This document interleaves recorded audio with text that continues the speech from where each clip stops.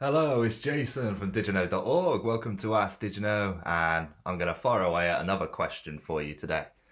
So this one is all about the nature of like non-native and native hiring for companies of online education. So let's crack on with it. Hi, Jason. I really appreciate what you've done for the ESL educators community. Your site is a treasure trove of indispensable info for would-be ESL tutors like me. I hope you can help me out with a predicament I am in. First, a little background. My father had worked for an American-owned multinational company since before I was born. As an infant, my family moved to the US where my father was assigned. Thus, my first language is English, and it is the only language I can speak with proficiency. I only moved back to the Philippines permanently as an adult. I met my husband in college here in the Philippines, and we have settled here to raise our family. Because we speak English at home, I still have a lot of trouble with Filipino, unfortunately. I have taken English assessment tests online and received results categorizing my English skills at C2. However, I do not know what sites are the most credible, especially because I only took tests that were free. I can send you a link to an online certificate I received from one of these sites for reference. Be like, no, it's okay. No, good. Don't worry about that. And here we are now. Recruitment officers see my location and nationality and will automatically tag me as a non-native speaker, even though I, 1, learned and used English from early childhood, 2, have lived in a truly English-speaking culture during my formative years, so that English has been absorbed effortlessly as by osmosis. And number 3, know instantly what American English slang means, what cultural references mean, how to reduce syntax to a bare minimum, and still convey precise meaning. I hope you have some sound advice regarding my dilemma. I look forward to hearing from you soon. Okay, so yeah, this is really interesting because it comes down to what is actually considered a native speaker. You've got all the skills of a native speaker, and yet some companies won't hire you based on your actual nationality. This is because the nature of native speaker, non-native speaker, simply comes down to what is written on your passport. So some companies only accept people from North America, Canada.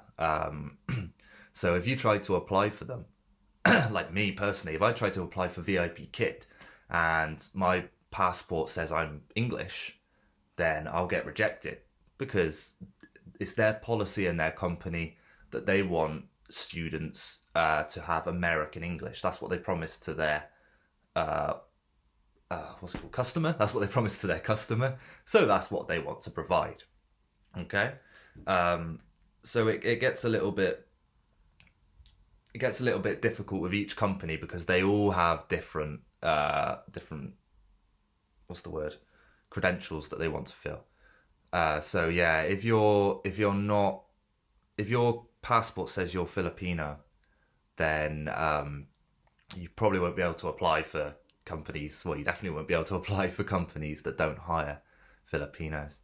But there's companies out there that do. I have the non-native list on DigiNo. I'll link to that down below. Specifically, there's a CADSOC who they are specifically looking for Filipino teachers. Because the only drawbacks with the non-native companies is that it's a lot lower, the pay. Say a CADSOC is around $10 when you compare that to the standard, which is the average, which is around $20 for the native speaking companies. Then that's the drawback, but there's still work opportunity for non-natives, absolutely, if you can prove that your English ability is up to par to teach it. But yeah, so I actually replied to this questionnaire and gave them the answer I just said, basically, about how it's your passport. And she replied with an interesting question, so I thought it'd be cool to go into it. A follow-up question there. What about Canadians from Quebec?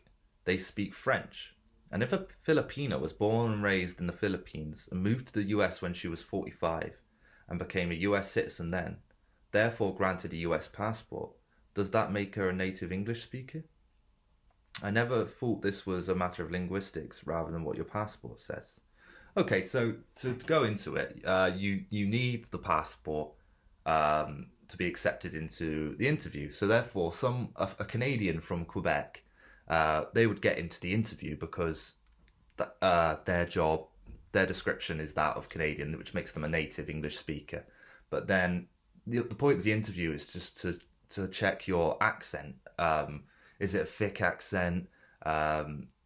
Because people can gain citizenship for sure. Like, you can become a US citizen. So it's a combination of your English speaking ability and what your passport says that decides whether you get the job. So it's a matter of linguistics and nationality. It's not just because if someone's Canadian or if they're US. Regardless of how they speak or how they teach, send them in because the nationality's right. It's not like that at all. It's a combination of both. But that's what I try and do at DigiNo, so no one's left out, is just try and find every company that hires everyone. So you can see the list of it. I'll leave it all down below. And hopefully you can find a company that suits you.